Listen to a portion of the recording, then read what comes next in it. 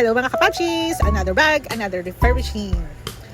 So backstory lang, this is a client-based refurbishing. This is a Longchamp all-leather tote bag in dark brown or chocolate brown color.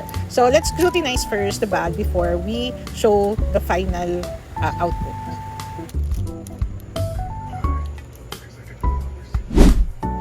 Alright, so as you can see mga kapapshis, meron siya mga grabs on mga sides yan, and fading on the leather. And at the same time, if you're going to look at very closely the handle, this is a shoulder bag. This is supposedly a belt type strap sa back at saka sa end. However, nawala na siguro or nasira na siguro yung belt type strap niya. So ang nangyari is pinalitan lang niya ng chain for the sling para magamit pa rin niya. So yun ang isa sa mga kailangan natin ayusin, and binigay kong promise sa client natin na ayusin natin because I have some spare strap that I can put in this bag.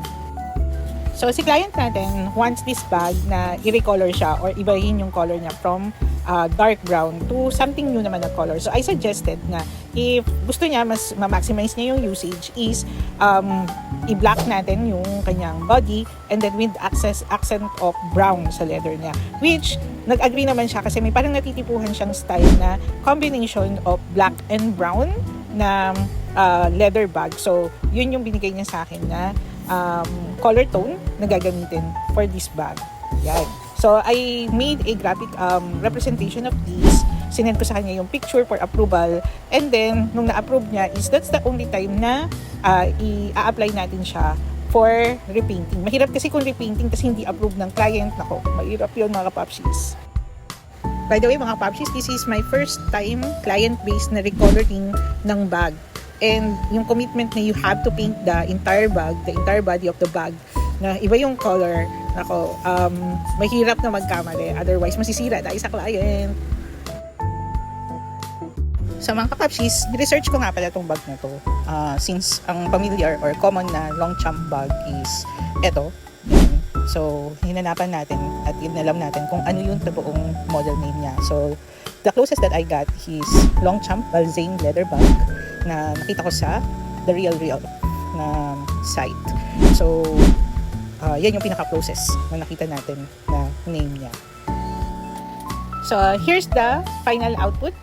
Meron tayong lining or trimming na brown sa leather, and then meron tayong brown sa flap and some accent design, small details of brown here and there para sa bag.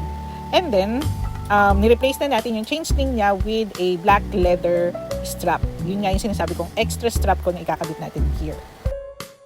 Also mga kapapshis, this was done years ago during pandemic.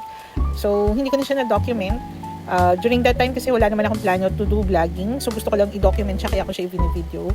I also posted some vids and reels on Instagram, kaya tayo merong mga copy ng video, but very short lang siya just to flex the item. Aside sa replacement of strap, ginawa natin din siya ng add-ons, accessories, which is the twilly, at kinabit na natin siya.